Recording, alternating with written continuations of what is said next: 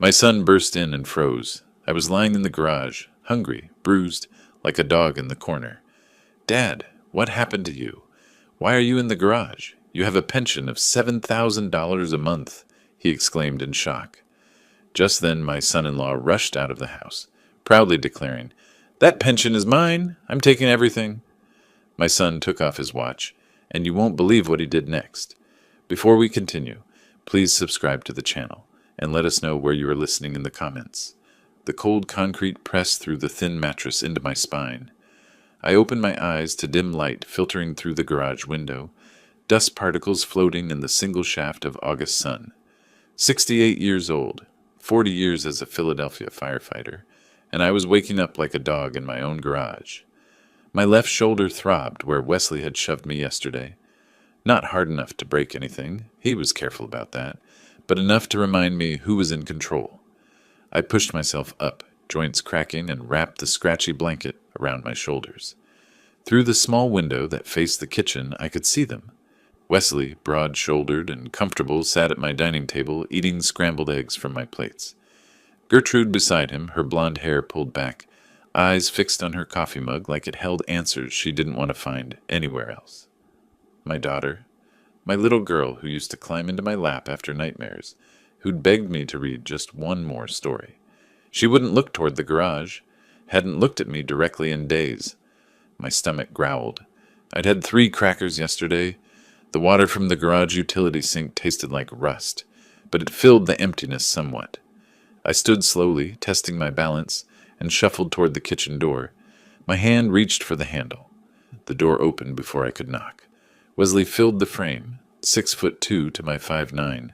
His eyes were flat, uninterested. "I just need coffee," I said. My voice came out hoarse. "Just coffee, Wesley." "Garage residents don't get kitchen privileges." He crossed his arms. "That's the rule. You know the rule." I looked past him to Gertrude. She was staring at her plate now, fork pushing egg around in circles. "Gertrude, sweetheart?" She didn't lift her head. "Wesley's right. You should go back, Dad." "Not Daddy. Not Papa. Just Dad," delivered in that flat voice she'd been using for 2 weeks, ever since they'd moved me out here. The formality cut deeper than Wesley's shove had. Wesley's mouth curved into something that wasn't quite a smile. "Oh, and your pension came through yesterday. Don't worry, I'm handling everything just fine." He closed the door. The lock clicked. I stood there for a moment, hands still raised, before turning back toward the mattress. My fingers clenched into fists, then released, clenched again. The anger was there, small but bright, like an ember buried in ash.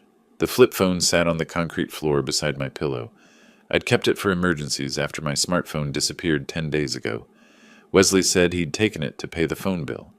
I picked it up with shaking hands and checked the text notification from the bank, the automated system I'd set up months ago, back when I still controlled my own accounts. Withdrawal, $7,000. New balance, 147.23 pause. $7,000. My entire pension payment, gone. I sat on the mattress and stared at the screen until the numbers blurred. On the wall across from me, my old firefighter uniform hung from a nail. The dark blue fabric, the badge that caught the weak light. The patches from Station 19, where I'd worked my last 15 years. That uniform had seen smoke and flame, had been soaked in water from broken hydrants, had smelled like ash and sweat and courage. Now it watched me sleep on a garage floor. I'd trusted Wesley. That was my first mistake. 3 months ago, when he'd offered to help with my finances, I thought he was being kind, responsible, a good son-in-law helping his retired father-in-law manage the bills. I'd signed the papers without reading them carefully. Gertrude had smiled and called me a good dad. Wesley had shaken my hand. The trap had already closed. I just hadn't felt it yet. Through the window, I watched Wesley laugh at something on the television, my television, in my living room. He'd rearranged the furniture last week, pushed my recliner into a corner, and replaced it with a leather sofa I'd never seen before. Charged to my credit card, probably. Everything was charged to my accounts now. I looked down at the flip phone again. Daniel's number was the only one programmed in. My son living 2 hours away in Harrisburg with his wife and kids. I hadn't spoken to him in 3 months. Wesley had taken my smartphone before I could call him, and this old flip had no credit left. The automated voice had made that clear yesterday when I'd tried. Insufficient credit. Please add funds to make this call. But I had no funds. Wesley had everything. I set the phone down and walked back to the window. My reflection stared back at me from the glass. Thinner than I used to be. Gray stubble on my jaw. Bruises yellowing on my shoulder. An old man. A defeated man. Except something in my chest had shifted. The ember was spreading. I'd spent 40 years walking into burning buildings while other people ran out. I'd carried unconscious victims down smoke-filled stairwells. I'd stood on rooftops while flames licked at my boots and figured out how to get my crew home alive. The Philadelphia Fire Department had given me 17 commendations. The mayor had shaken my hand at my retirement ceremony. And now I was sleeping in a garage, begging for coffee, watching a man steal my life piece by piece. Wesley thought I was broken. He thought he'd won. I touched the badge on my uniform, felt the cool metal under my fingertips. In a fire, sometimes you have to retreat, regroup, find another way in. Sometimes you look trapped, but you're just waiting for the right moment, positioning yourself. I turned from the window and sat back down on the mattress. The flip phone lay beside me, useless. My pension was gone. My home was occupied. My daughter wouldn't meet my eyes. But I wasn't done. I needed to understand exactly how I'd ended up here. When had the trap closed? Where had I missed the warning signs? I closed my eyes and forced myself to remember, step by careful step, how a respected firefighter had become a prisoner in his own garage. The memories came slowly, painfully, but they came. I sat on that mattress for a long time, forcing myself to trace back through the months. My hands gripped the edge of the thin fabric until my knuckles went white. The truth was there, waiting. I just had to stop being afraid of it. 6 months ago, everything had been normal. I'd been living alone since Martha died 4 years back, managing fine. The pension covered everything, mortgage paid off, bills manageable, even some left over for the grandkids' birthday gifts. Then Gertrude called. She and Wesley had lost their apartment. Something about unpaid rent, a dispute with the landlord. Could they stay with me? Just temporarily, just until they got back on their feet. I'd said yes immediately. She was my daughter. What else would I do? They'd moved in with 2 suitcases and a lot of promises. Wesley would find work soon. Gertrude was applying for office jobs. They'd be out in 2 months, 3 at most. I'd set them up in the guest room and spare bedroom, told them to make themselves comfortable. Wesley had started talking about finances within a week. The memory came into focus now, sharp as broken glass. 3 months ago, June. We'd been sitting at the kitchen table after dinner. Gertrude was washing dishes, humming something. Wesley had a folder of papers printed from the computer I'd let him use. "Ambrose," he'd said, friendly, helpful, "I've been thinking, you're managing a lot here. Bills, insurance, the pension payments. What if I helped? Took some of that burden off your shoulders?" I'd been tired. I'd spent the afternoon pulling weeds in the heat. "I appreciate it, Wesley, but I've got it under control." "I know you do." He'd opened the folder. "But what if something happens? What if you get sick or forget a payment? With power of attorney, I can handle everything. You just relax, enjoy retirement." I'd frowned at the papers. Legal language, dense paragraphs. "Power of attorney? That sounds serious." "It's standard. Limited power of attorney, just for banking convenience." He'd clicked a pen, positioned it on the first signature line. "You keep control of everything important." Gertrude had come over then, set a cup of coffee beside me, kissed my cheek. "Dad, Wesley's good with finances. It'll be easier for everyone." "You're sure this is standard? For family helping family?" "Absolutely," Wesley had smiled. "My uncle did the same thing with my grandfather. Made everything smoother." I'd signed. 3 pages, 6 signature lines, initials in 4 places. Wesley had pointed to each spot, and I had signed without reading the fine print. Why would I need to? He was family. The trap was set. For a while, nothing changed. Bills got paid. My pension arrived like always.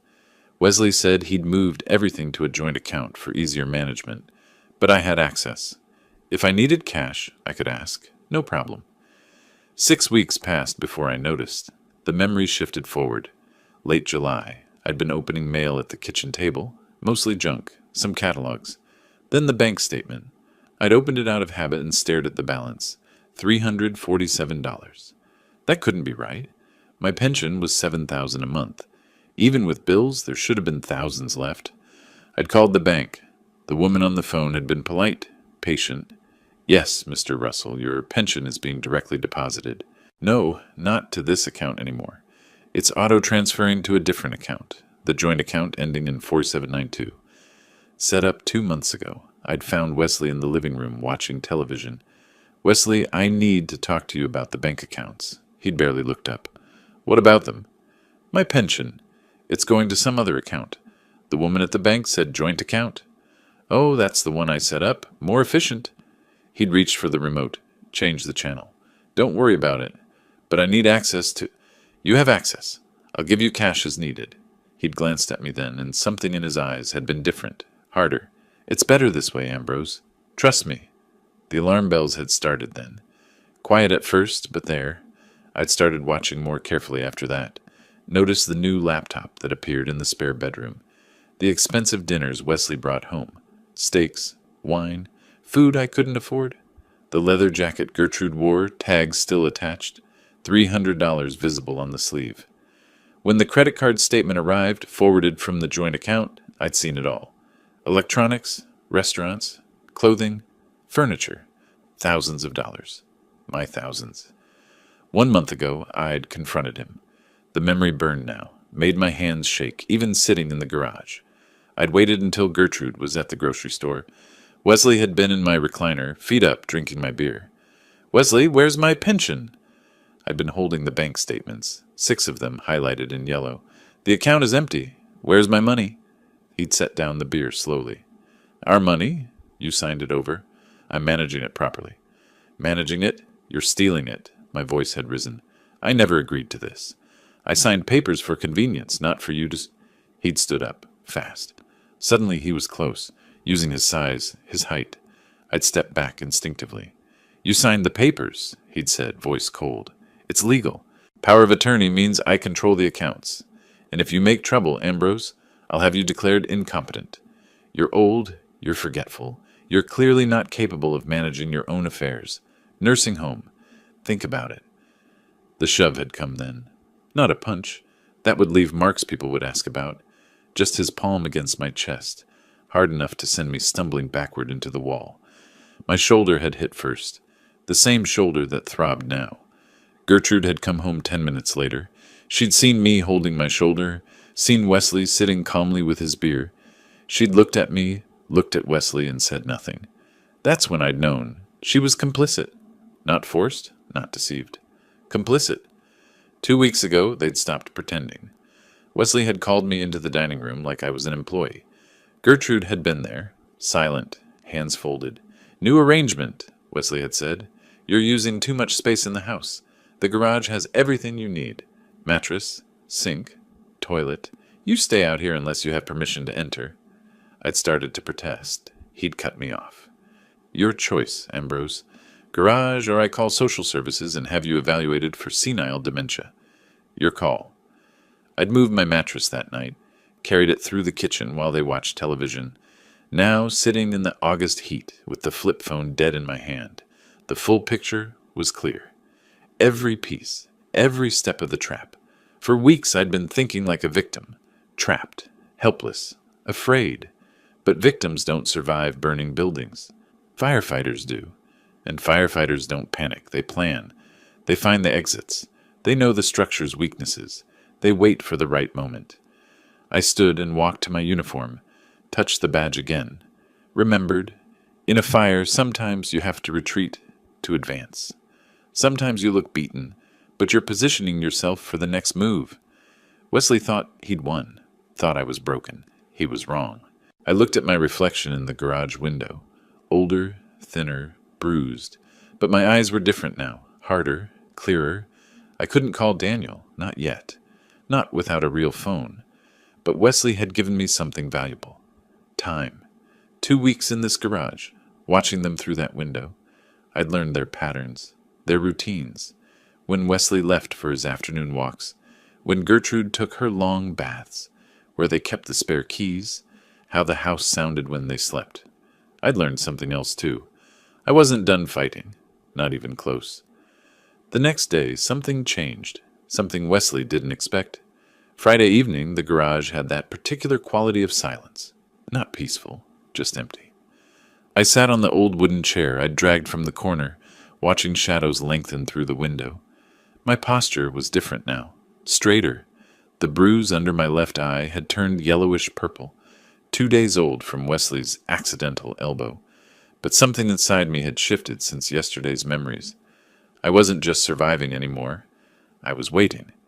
Then I heard it, the specific rumble of Daniel's Honda Accord, the one with the slightly loose exhaust he kept meaning to fix. My heart seized in my chest. Hope and dread collided like chemical reactions. Not now, not like this. He couldn't see me like this. But the engine cut off, car door slammed. Footsteps on the driveway. Through the small window, I watched the house. Couldn't see the front entrance from here, but I heard the door open. Heard Daniel's voice, warm and unsuspecting. "Hey, anyone home? Where's Dad?" A pause. Then Gertrude, too quickly voice pitched wrong. "Daniel, we didn't know you were coming. He's in the garage, working on something." Wesley's voice drifted out, casual but territorial. "Daniel, long time." I stood slowly, hands shaking. Part of me wanted to call out, warn him somehow. Another part wanted to hide, preserve the illusion that everything was fine, protect my son from the truth. But my legs wouldn't move either direction. "Where's the garage?" Daniel asked. He knew where it was. He'd grown up in this house. The question was a challenge. Footsteps approached. The garage door swung open. Light from the house flooded in, and Daniel's silhouette filled the doorway. Taller than I remembered, broader. His face emerged from the backlight, and I watched the emotions cycle across his features. Confusion, horror, shock. His eyes found mine, then tracked down to the bruise, the mattress on the concrete, the single thin blanket. "Dad?" His voice cracked slightly. "Dad, what? What happened to your face?" I couldn't speak, couldn't form words. Just stood there like a specimen under examination. He crossed the space in 3 strides, gripped my shoulder. "You're living in the garage. Why are you living in the garage? You have a pension, $7,000 every month." "Daniel," my throat was dry. "You shouldn't have come." $7,000, Dad? Where is it?" "It's complicated, son." Wesley appeared in the doorway then, chest puffed, filling the frame with his bulk. That smug expression I'd come to know so well. "Not complicated at all," Wesley said. "That pension belongs to me now. I control everything. Your father signed the papers." Daniel turned slowly, stood to his full height. "Excuse me?" "Power of attorney, all legal." Wesley stepped into the garage like he owned it, which, in his mind, he did. He signed it over. "The money's mine, the house is mine. Well, it will be. And this?" He gestured at the mattress, at me. "This is where he lives now. House rules." From the doorway, Gertrude's voice came weakly. "Wesley, maybe we should—" "Shut up, Gertrude." Wesley didn't even look at her. "Your brother needs to understand how things work here." Daniel's jaw tightened. His hand moved to his wrist, to the watch there. An Omega, stainless steel catching the light. I'd seen it before, Christmas 2 years ago. He'd been proud of it. Company gift for hitting targets 3 years running. He unclasped it. The click was loud in the silence. Waited in his palm for a moment, then set it down on the dusty workbench with deliberate precision. "This watch is an Omega," Daniel said, each word measured and cold. "Company gave it to me for hitting targets 3 years running, worth about $8,000. He looked at Wesley. "Take it." Wesley blinked. "What?" "Take the watch, take it, and walk out of this house right now, before I make a phone call you won't like." The watch sat between them on the workbench.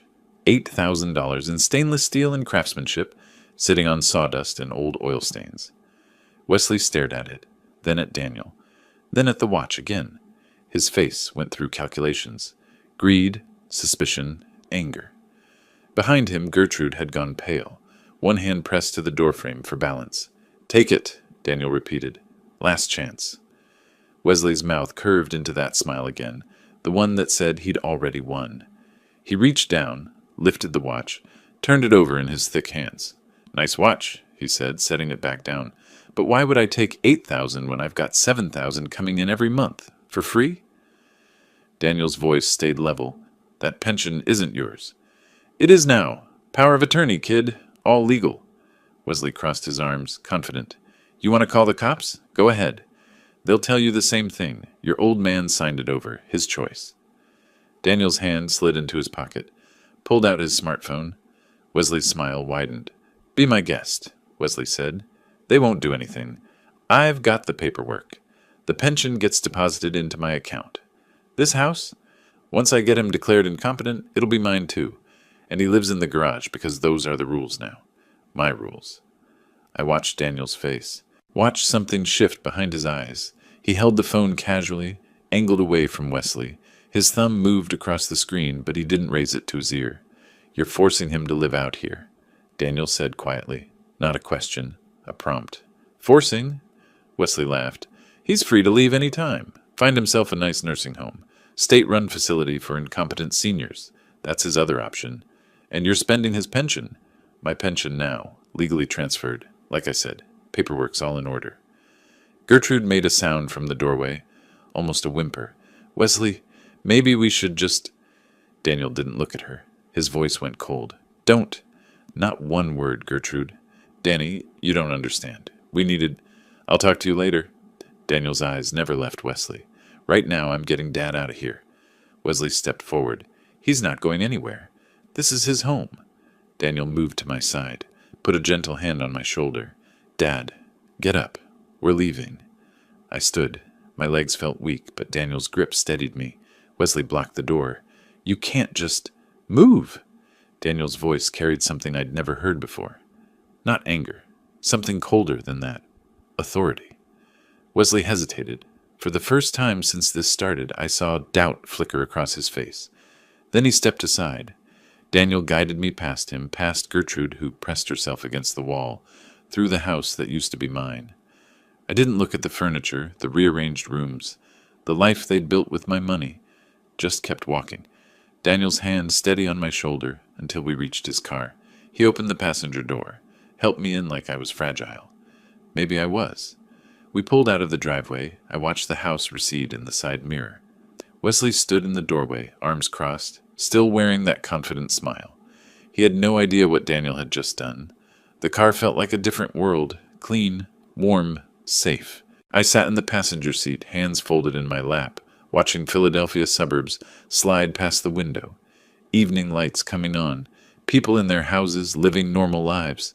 You shouldn't have seen that, I said finally. Daniel's hands gripped the steering wheel. His jaw was tight. How long, Dad? How long has this been happening? 3 months since the papers. 2 weeks in the garage. The bruise? I touched my eye without thinking. 2 days ago. He gets angry when I ask questions about the money. The muscles in Daniel's jaw worked. He said nothing else until we pulled into a Holiday Inn Express parking lot.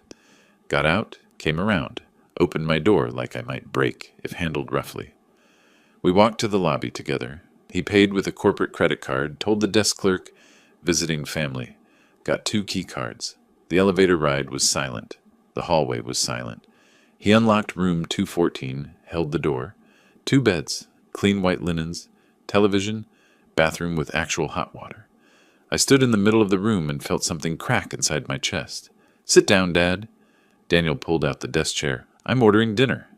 He called room service. Ordered more food than 2 people could eat. Steak, baked potato, green beans, salad, bread, soup. When I started to protest the cost, he just shook his head. The food arrived 20 minutes later. Daniel set it out on the desk, handed me a fork and knife. I looked at the steak. Thick, properly cooked, steam rising, and my hands started shaking. When did you last eat? Daniel asked quietly. Yesterday. 3 crackers.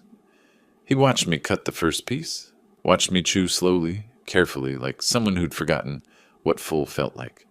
Didn't say anything, just watched, with an expression that made my chest hurt worse than hunger ever had.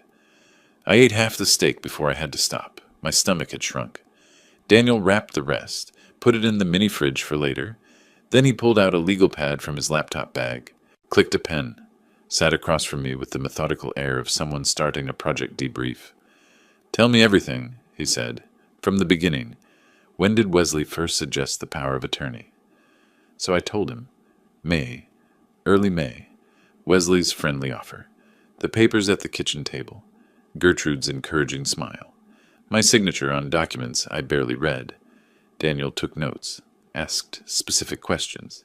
Dates, amounts, exact wording of conversations. He approached it like a logistics problem. Gather data, identify patterns, find vulnerabilities. The exact wording, he said. Did Wesley say limited power of attorney? Yes, limited to banking. He said I'd keep control of everything else. But he redirected the pension? All of it. $7,500 a month for 3 months. $22,500. Daniel wrote the number down, circled it. Has he threatened you? Besides the physical nursing home. Says he'll have me declared senile, incompetent. Says I'll die in a state facility. The pen stopped moving. Daniel looked up. Something dangerous flickered behind his eyes, then disappeared back into professional calm. This is elder financial abuse, he said. Pennsylvania has specific laws, and a legal eviction. You own that house, right? Paid off 15 years ago. Deeds in my name. Then he committed a crime. Multiple crimes. I shook my head. He has the legal papers, Daniel. He said, papers obtained under duress aren't valid, and financial exploitation of an elderly person is a felony in Pennsylvania. Daniel flipped to a new page. We need a lawyer, specialized in elder law. I can't afford? I can. He met my eyes. Dad, this is what I do, solve complex logistics problems. This is just another system to analyze, and Wesley made a mistake tonight. What mistake? His mouth curved slightly, not quite a smile. He confessed. Everything. On recording. I stared at him. You recorded him? He pulled out his phone, tapped the screen. Wesley's voice filled the room. That pension belongs to me now. I control everything. Your father signed the papers. The pension gets deposited into my account. This house, once I get him declared incompetent, it'll be mine too. And he lives in the garage because those are the rules now. My rules? Daniel stopped the playback. Pennsylvania is a one-party consent state, completely legal to record conversations you're part of. He confessed to financial control, illegal eviction, physical intimidation. That recording is evidence. For the first time in months, I felt something like hope. We talked until midnight. Daniel made more notes, built timelines, outlined steps, legal consultation, documentation, medical records for the bruises, financial records for the theft, revoke the power of attorney, file charges, protective orders. He broke it down like a project plan. Objectives, resources, timeline, obstacles. Watching him work, I saw the successful man he'd become. Systematic, thorough, unshakable. Finally, exhausted, we both lay down in our separate beds. The room went dark. I heard Daniel breathing in the other bed, awake like I was. Thank you, I said into the darkness. We're going to fix this, Dad. All of it. I believed him. Morning came too soon. Daniel's alarm went off at 6. He showered, packed, checked us out by 7. We stood in the parking lot beside his car, neither quite ready to say goodbye. I have to go back to Boston, he said. Work. But I'll be back Friday, 1 week. I nodded, and I go back to the garage. His face twisted. Dad, you can stay here. I'll pay for the room all week. You don't have to... No. I put a hand on his arm. I go back. If I disappear, Wesley might do something unpredictable. Destroy evidence. Run. But if I'm there in the garage, he'll think he won. He'll think you gave up. You're sure? 40 years in fires taught me something. Sometimes you have to go back into the smoke to get what you need. I'll be okay for 1 week, and I'll be watching him, learning his patterns. Daniel pulled something from his pocket. A phone. Small. Basic. Burner phone. My number's programmed in. If anything happens, anything, you call me. I took it. Where do I hide it? Somewhere he won't think to look. I thought of my firefighter jacket. The inside lining had a small tear. Perfect. Daniel hugged me, held on longer than necessary. 1 week, Dad, I promise. I know. I watched him drive away, stood in that parking lot until his car disappeared around the corner. Then I walked back toward the house, toward the garage. My steps were steady. Wesley and Gertrude were watching from the living room window when I arrived. I saw the curtain move, saw Wesley's face, that satisfied smirk back in place. He thought I'd tried to escape and failed. thought Daniel had abandoned me. He was wrong about both. I walked into the garage, lay down on the mattress, stared at the ceiling, slid my hand into my pocket and felt the burner phone there. Small, solid, real. 1 week, I could survive 1 week. I'd survived worse. And this time, I wasn't surviving alone. Daniel texted when he got back to Boston. Made it. Starting lawyer research tomorrow. Hang tight. Sunday, another text. Found 3 elder law specialists. Calling Monday. Daily check-ins after that. Short messages, but each one a lifeline. Wesley noticed I was calmer. It bothered him. Monday, he searched the garage while I was using the house bathroom, a privilege granted 10 minutes a day. I watched from the window afterward as he pawed through my few belongings, looking for money, for a phone, for whatever Daniel might have left. He found nothing. The burner was inside my firefighter jacket's lining. 40 years of emergency preparedness pays off. You learn to hide things where no one thinks to look. By Wednesday, Wesley was suspicious, kept watching me through the kitchen window, trying to understand why I wasn't begging anymore, why I wasn't pleading. By Thursday, he was paranoid. Friday, the day Daniel was supposed to return, couldn't come fast enough. Monday morning, I woke before dawn. Old firefighter habit. Internal alarm clock never quite shuts off. The garage was dark and cold. I reached into my jacket lining where the phone sat hidden. My hands didn't shake anymore. I had work to do. Daniel had called Sunday night from Boston. Brief, careful. Dad, document everything. Photos, dates, amounts. The lawyer needs evidence. So that's what I did. I photographed the mattress first, then the concrete floor, the lack of insulation, the single blanket that did nothing against the chill, the utility sink with rust stains, the view from my window toward the house where Wesley and Gertrude lived their comfortable life on my money. In a dusty corner, I found an old contractor's notebook, spiral-bound, half the pages still blank. I started writing. May 8th, Wesley suggested power of attorney, said just for convenience. May 10th, signed papers at kitchen table, Gertrude present, reassuring. June 15th, discovered pension redirected to joint account, $75 on $100 missing. The dates came easier than I expected. Firefighter training again. We logged everything, every call, every incident. Turned out financial abuse had the same structure as any other emergency. Timeline, evidence, witnesses. Through the garage window, I watched Tuesday unfold. A delivery truck pulled up around noon. 2 men wrestled a massive box toward the front door. 70-inch television, the logo visible even from my vantage point. Wesley directed them like a homeowner. Proprietary gestures, satisfied smile. I photographed it through the window. Wasn't perfect quality, but good enough. Timestamp, clear image. Later that afternoon, the SUV appeared. Brand new Ford Explorer, gleaming black, temporary dealer tags visible. Wesley and Gertrude walked around it, admiring. He'd bought it without selling the old sedan. Just added a second vehicle to the fleet. My fleet. My pension money. $28,000 of my retirement. And counting. I took more photos. The SUV from multiple angles. Wesley loading grocery bags from the trunk. Expensive whiskey bottles visible. Premium labels I recognized from my own better days. Tuesday night, Daniel called. The lawyer's name is Sandra Mitchell. Specializes in elder law. We're meeting Wednesday at 3. Coffee shop on Broad Street. That little independent place near the library. Can you get there? I'll tell Wesley I'm taking a walk. Be careful, Dad. Wednesday morning, Wesley was watching me. I felt his eyes through the kitchen window as I sat on the garage chair, pretending to read an old magazine I'd found.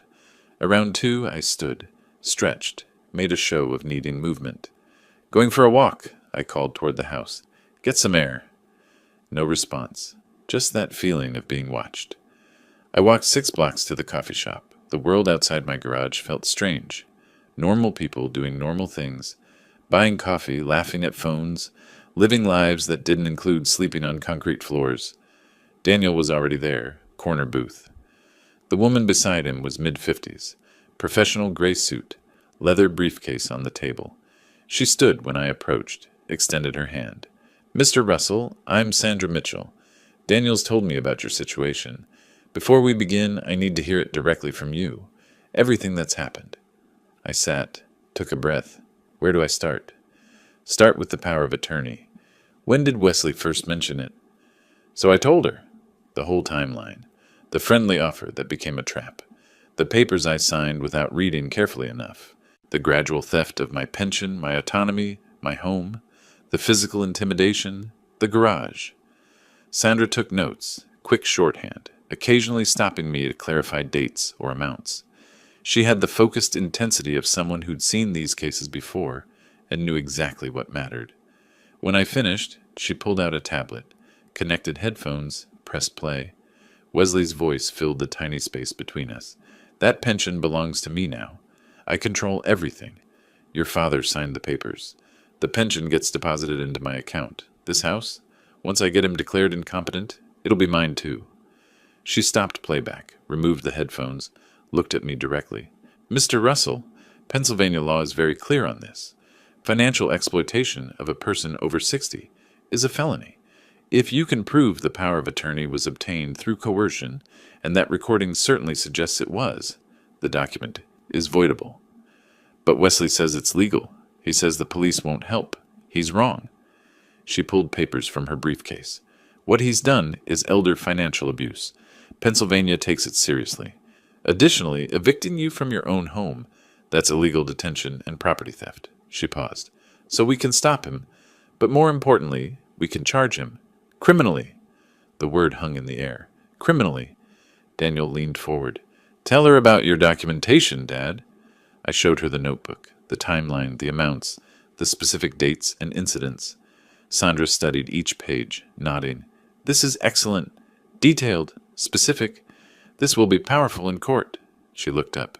You were a firefighter? 40 years. Philadelphia Fire Department. That training is saving you now.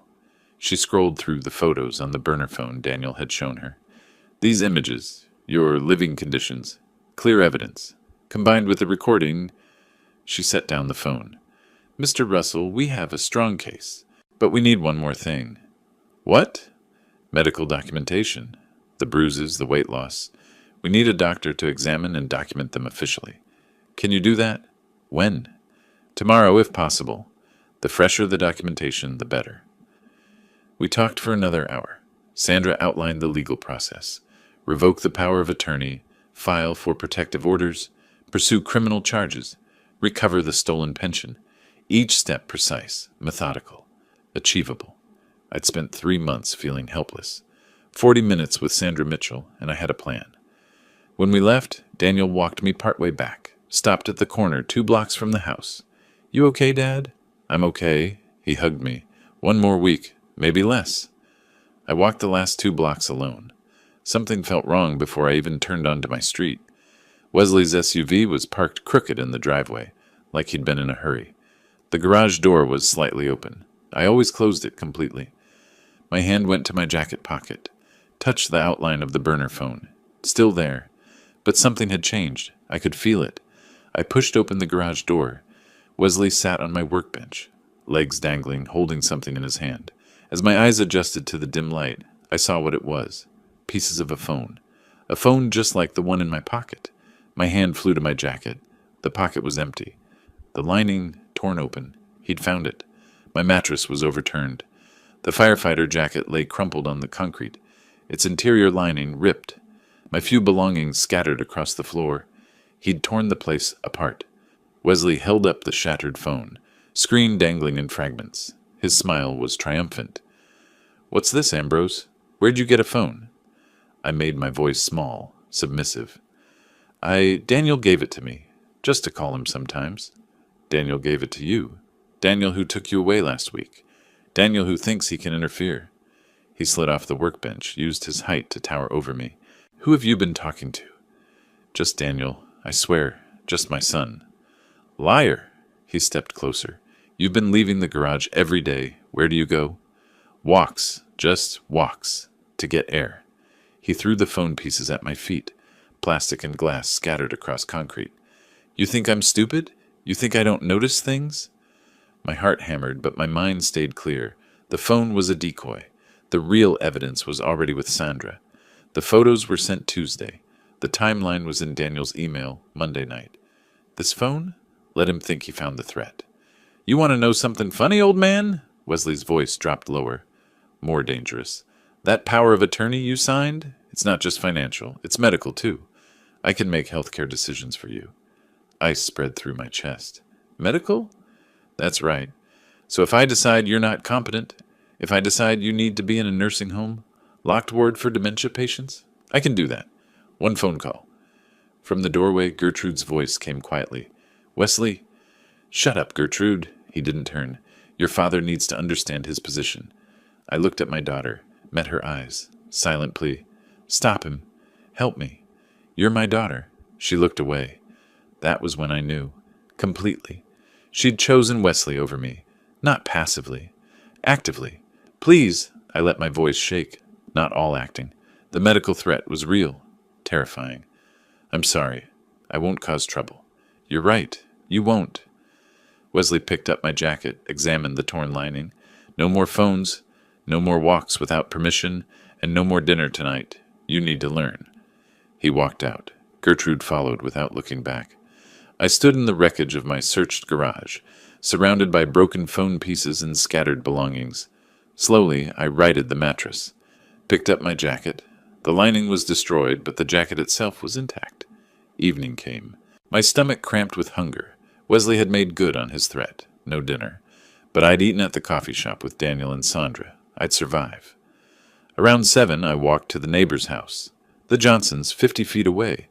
I'd known Martha and Frank for 15 years since I moved in after my wife died. Nice couple, kept to themselves mostly. But they'd noticed things. I'd seen Martha watching from her window sometimes when Wesley treated me badly. I knocked quietly. Martha Johnson opened the door. Her expression shifted instantly from surprise to concern. Ambrose, are you all right? Martha, I'm sorry to bother you. I need to ask a favor. Come in, come in. Frank, Ambrose is here. Frank emerged from the living room, took one look at me, and his face hardened. My word. Ambrose, what's happened to you? In their warm kitchen, with coffee Martha insisted on making, I explained. Not everything, didn't mention the lawyer yet, but enough. Wesley had taken my phone. I needed to communicate with my son. Family matters being handled. Martha and Frank exchanged a long look. Years of marriage, reading each other without words. Ambrose, Martha said carefully. We've been worried. We see things. How you live in that garage. It's being handled, I said. I have help. I just need a way to communicate. Frank stood decisive. Use our phone anytime, day or night. We mean it. How long has this been going on? Martha asked. Months, but it's ending soon. She reached across the table, put her hand over mine. We should have said something sooner. We should have done something. You're doing it now. That's what matters. Frank gave me their phone number written on a piece of paper. Told me the back door was always unlocked if I needed to come over when they were out. They had a spare key under the mat, actually told me where it was. I walked back to my garage, feeling less alone than I had in months. That night, from the Johnsons' house, I called Daniel. Told him about the phone Wesley found. He laughed. Actually laughed. Dad, that phone was backup. Everything's already with Sandra. He found nothing important. He has medical power of attorney. He threatened nursing home. Daniel's voice went cold. Forward that to Sandra. She needs to know. But Dad, it doesn't matter. We're moving Friday. Medical exam Thursday, then paperwork Friday. You hold on until then. Thursday morning, Wesley cut my food again. Breakfast was 2 crackers. Dinner would be the same if I got dinner at all. The shower schedule changed too. Once per week now, Sundays only. He was tightening the cage, trying to break whatever spirit he sensed hadn't broken yet. But I had an appointment that day. Sandra had arranged it. Medical examination at a clinic downtown. Documentation of the bruises, the weight loss, the effects of Wesley's abuse. Not just for court, for the criminal charges Sandra said were coming. I told Wesley I was going for a walk. He watched me leave with suspicious eyes, but said nothing.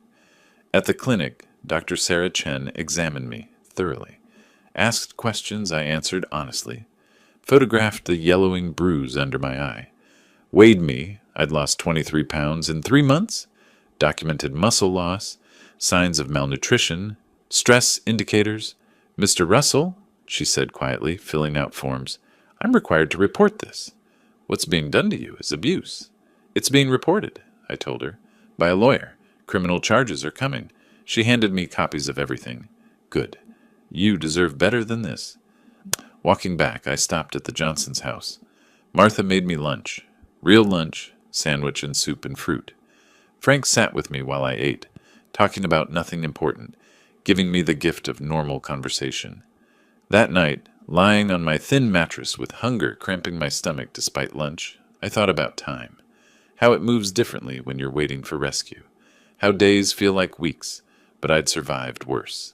Burning buildings, smoke inhalation, collapsed structures. I could survive my own son-in-law for a little while longer. Friday morning, I walked to the corner grocery store. Not because I needed groceries. The milk was just cover. But because I needed to buy there at exactly 9:15, when Daniel would happen to drive by. Wesley watched me leave. I felt his eyes from the kitchen window. But I'd been taking walks all week, my new hobby since the phone incident. He was suspicious, but he let me go.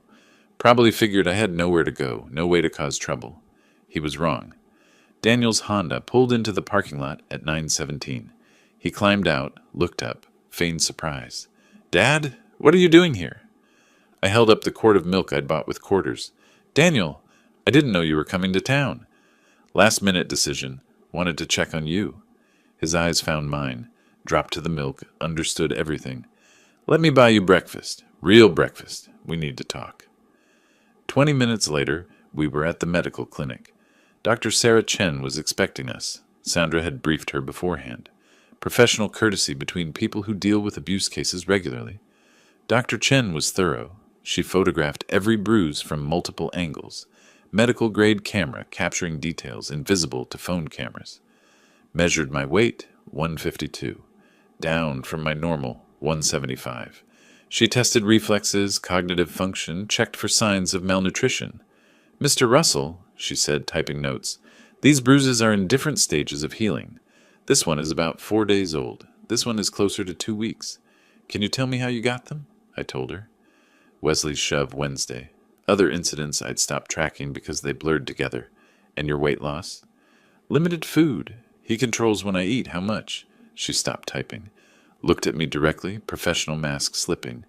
"Mr. Russell, I'm required by law to report suspected elder abuse. But I want you to know, I'm not just reporting this because I have to. I'm reporting it because what I'm seeing here is clear evidence of systematic abuse.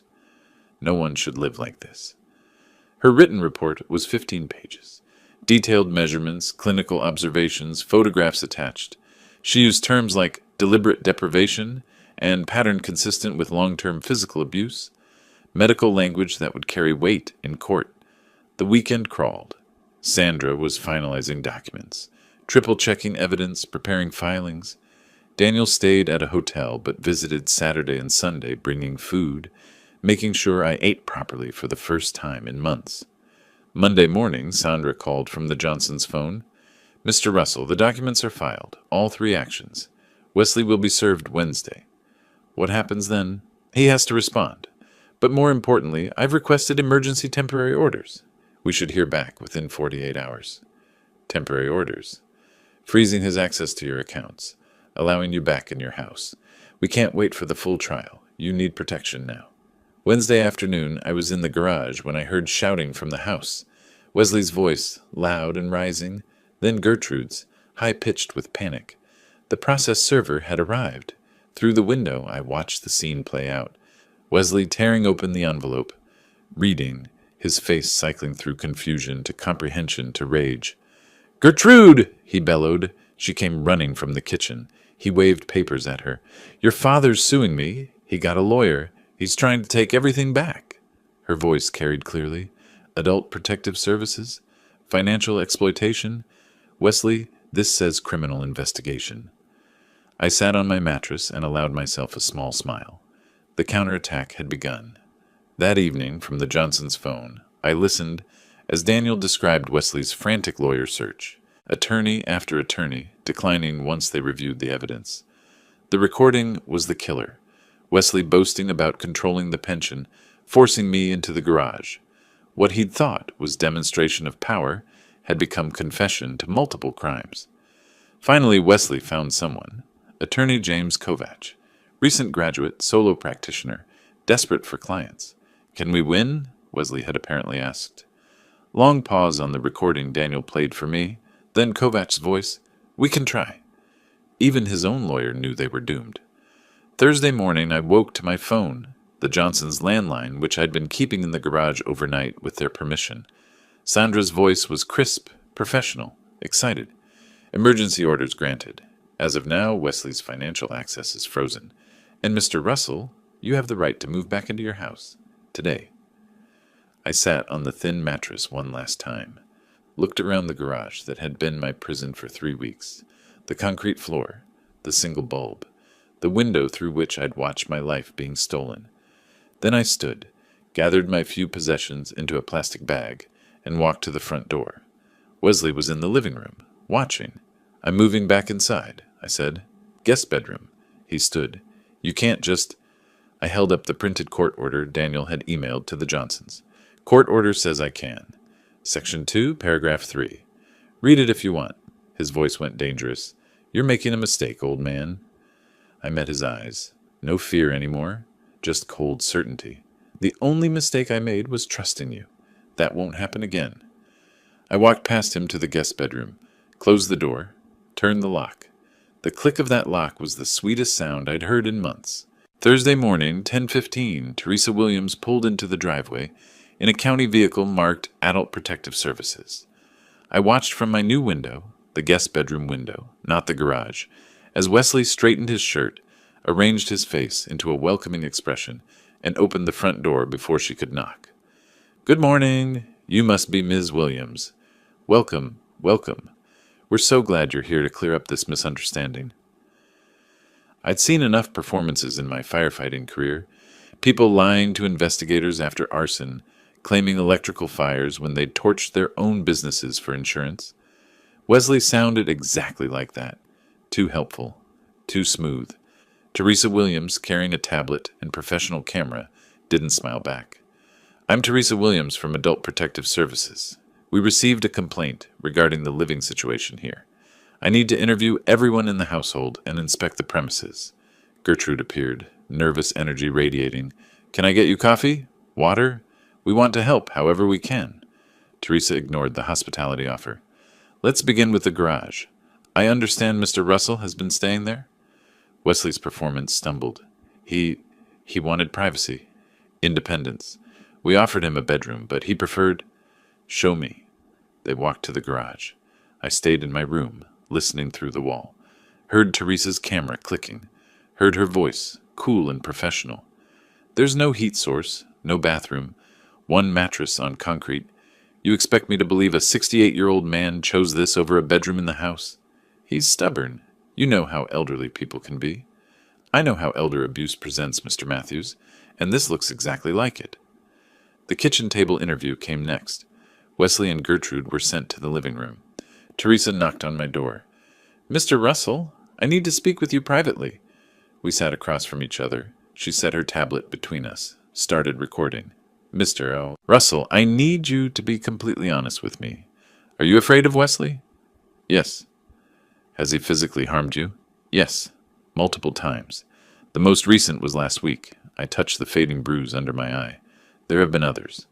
Did you choose to live in the garage? No. He forced me out there 3 weeks ago. Said it was the new rule. I own this house. Paid it off 15 years ago. But he has power of attorney. He controls my pension. He controls everything. I paused. Controlled. Past tense now. She wrote rapidly. The power of attorney. Did you sign it willingly? He pressured me. Threatened to put me in a nursing home if I didn't cooperate. I was afraid. 20 minutes of questions. I answered each one with facts, dates, specific incidents. No embellishment necessary. The truth was damning enough. After my interview, Teresa spoke with Wesley and Gertrude separately. Their stories were too coordinated, too rehearsed. I heard fragments through the walls, phrases that sounded scripted, explanations that contradicted my timeline. Then Teresa left, walked next door to the Johnsons. She was there for 45 minutes. When she came back, her professional mask had cracks in it, controlled anger simmering beneath. She took more photographs of the garage, measurements, notes. Then she left without saying goodbye to Wesley. Friday morning, the temporary orders arrived. Daniel called me on the Johnsons' phone, excited. "Dad, check your email. Sandra sent you the court order." I was at the Johnsons' computer, read the document slowly. Wesley Matthews is hereby enjoined from accessing any financial accounts belonging to Ambrose Russell. Does that mean? It means he can't touch your money, not a dollar. And look at Section 2. Ambrose Russell is granted immediate right to reside in his primary residence. I was already inside, but the order made it official, legal, uncontestable. What about Wesley? He can't stop you. If he tries, he's in contempt of court. That evening, Gertrude knocked on my door. Her face was blotchy from crying. "Dad, can we talk?" "What do you want, Gertrude? How could you do this? We're your family. We took you in when—" I opened the door wider, looked at my daughter, this woman who'd watched her husband abuse me for months, and said nothing. "You took me in? This is my house, Gertrude. I own it. And you didn't take me in. You stole from me, starved me, and forced me to sleep in a garage. It wasn't like that. Wesley was just trying to help manage things. Family doesn't do what you did. Family doesn't stand by while their father is abused. You made your choice, Gertrude. You chose him over me. Now live with that choice. I'm still your daughter. I closed the door. Then you should have acted like it." The weekend passed in cold silence. Wesley barely left his room. Gertrude cried through the walls. I stayed in the guest room, door locked, eating food Daniel brought, regaining strength. Sandra called Sunday afternoon. The final hearing is Friday. 1 week. Judge Morrison will hear both sides and make permanent rulings on the power of attorney, financial restitution, and housing. The APS report will be part of the record. What about criminal charges? Teresa's recommending prosecution. The district attorney will decide after the civil hearing. Monday, Tuesday, Wednesday. Each day crept toward Friday. Daniel arrived Thursday night, stayed at a hotel but came to the house early Friday morning. I walked out to his car. Wesley was watching from the living room window. I saw the curtain move. I didn't look back. "Ready, Dad?" Daniel asked. I buckled my seatbelt. The courthouse was 20 minutes away. 20 minutes until everything would be decided. "I've been ready for months," I said. "Let's finish this." Tuesday morning, Daniel parked in the courthouse visitor lot. Through the windshield, I could see the Philadelphia Court of Common Pleas building, all granite and glass, imposing in that way government buildings are designed to be. "You ready, Dad?" Daniel asked. Was I ready? Ready to face Wesley in front of a judge? Ready to have strangers examine my humiliation, my bruises, my garage mattress on a courtroom screen? "Let's go," I said. Because ready or not, this was happening, and I'd rather face it standing than hide from it beaten. Sandra was waiting outside courtroom 5, navy suit, leather briefcase, the picture of professional confidence. She shook my hand. "Good morning. How are you feeling, Mr. Russell?" "Nervous. Ready." "That's good. Nerves keep you sharp." She glanced at her watch. "The judge has allocated 2 hours for this hearing. I'll present our evidence first. Medical, photographic, financial, and audio.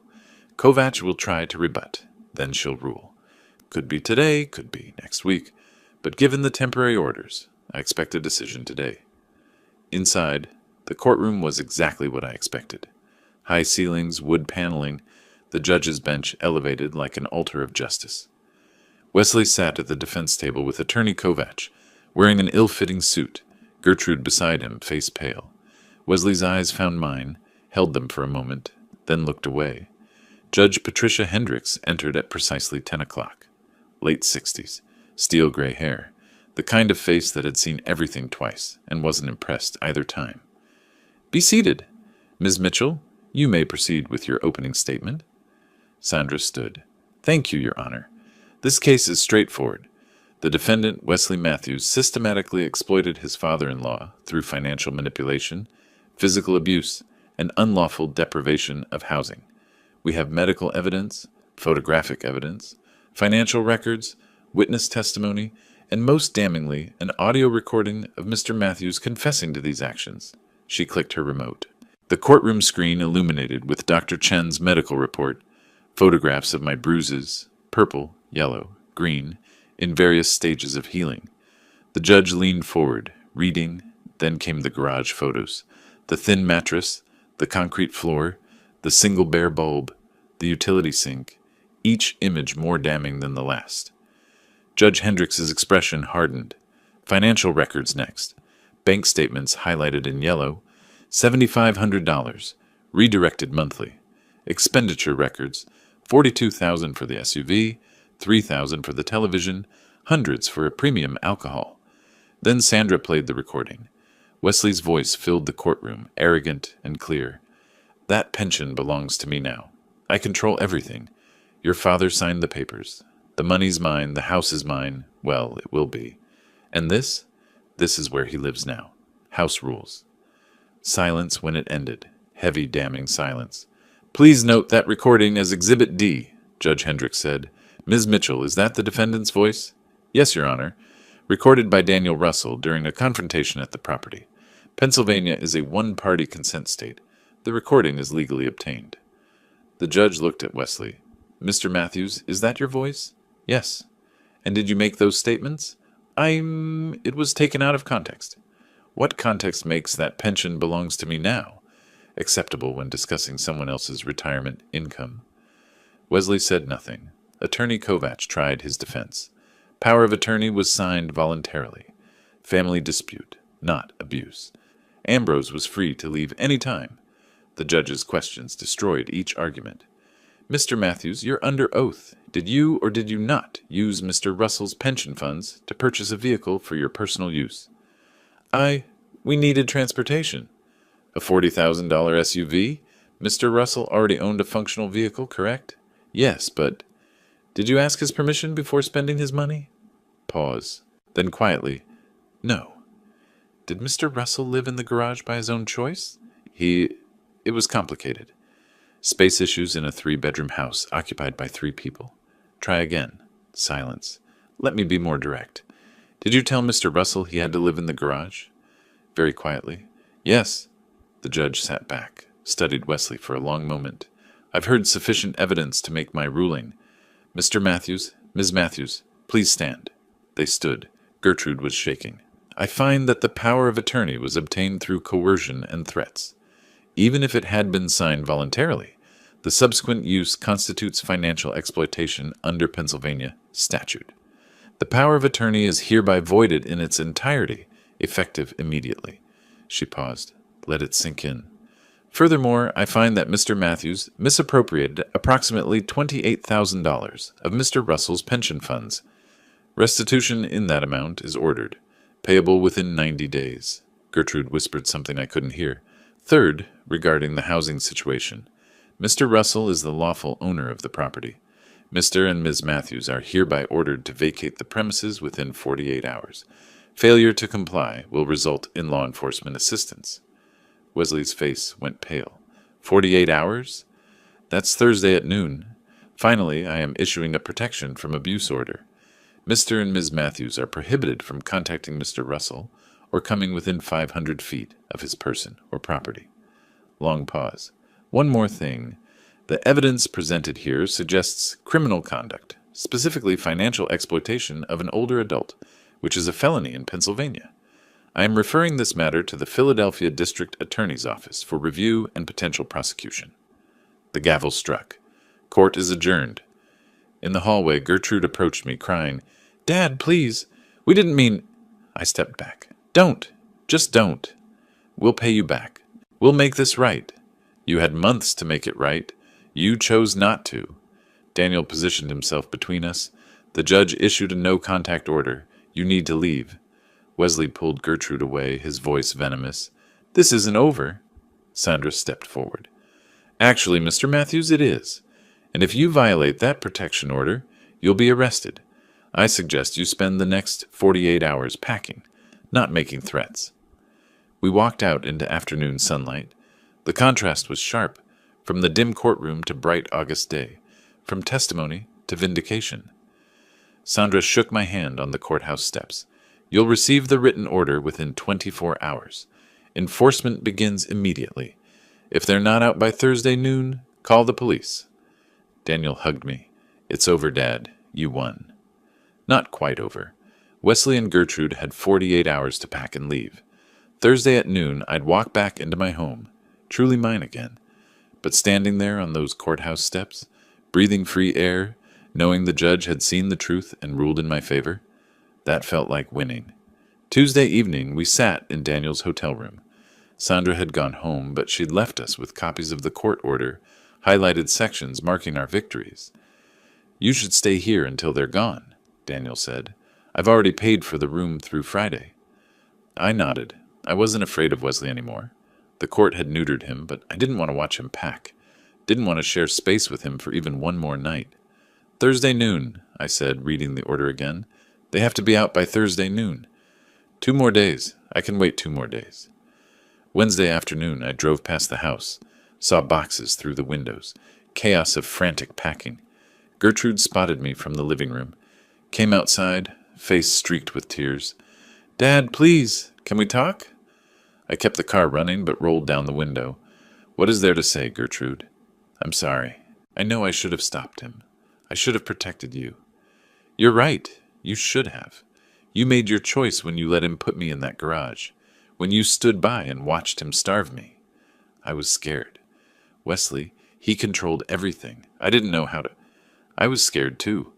I was 68 years old, being beaten and starved, and you're my daughter. You should have helped me. "I know. I'm so sorry." "I love you, Gertrude. You're still my daughter. But the trust is broken.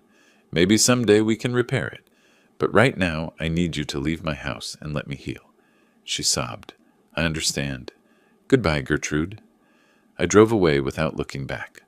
Thursday at 11:45, Daniel and I stood in the driveway.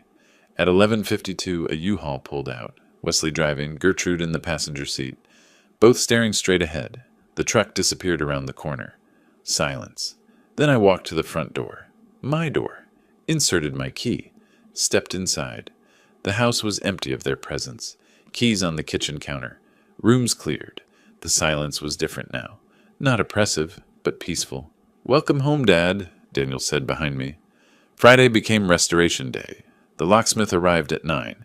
Changed every lock. Front door, back door, garage, basement. I pocketed the new keys. "The old keys are useless now," the locksmith confirmed. "Good," I said. "I want him to have nothing that works here anymore." At the bank, the manager closed my old accounts, opened new ones with 2-factor authentication. Even if Mr. Matthews tried to present the old power of attorney, our system would flag it immediately. "It's really over then," I said, "from a banking perspective?" "Yes, sir. Your money is yours again." Security cameras came next. Front door, back door, motion sensors. The technician showed me the monitoring app on my phone. "You can see who's at your door before you answer," he explained.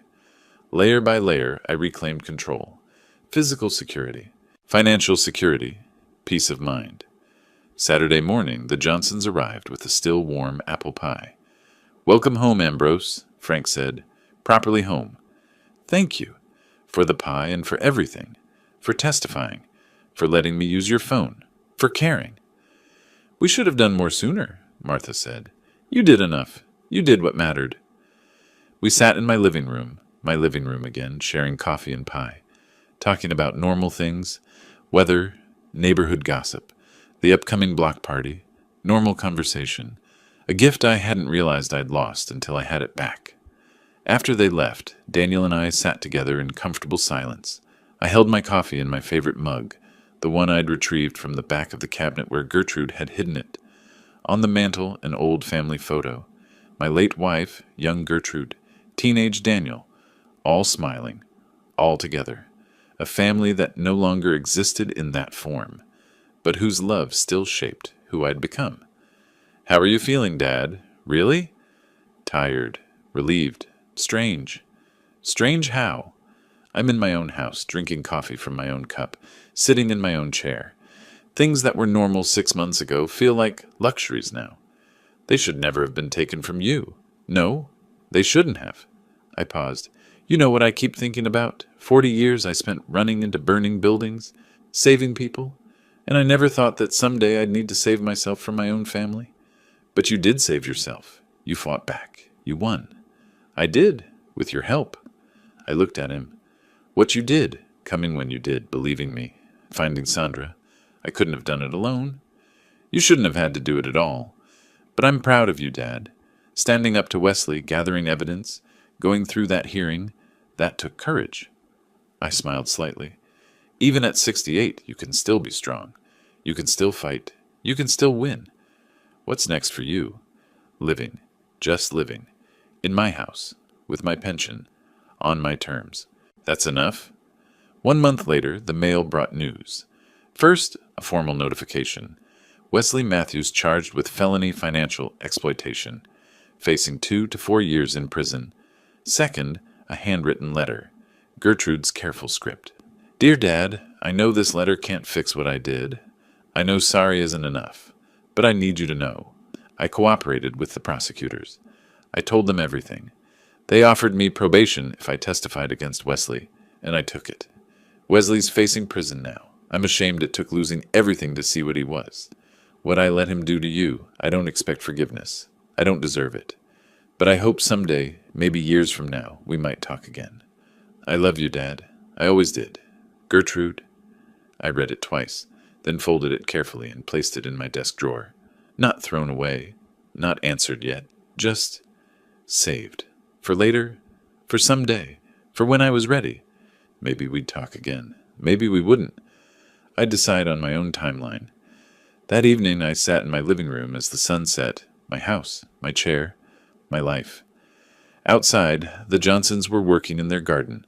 A couple walked their dog past my driveway. Normal suburban evening. I'd spent 3 months in that garage. 3 months afraid, hungry, humiliated. But I'd survived. More than survived. I'd fought back and won. The pension was mine. The house was mine.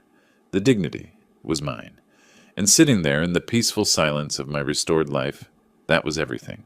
If you like this story, please like this video, subscribe to the channel, and share your impressions of this story in the comments. To listen to the next story, click on the box on the left. Thank you for watching.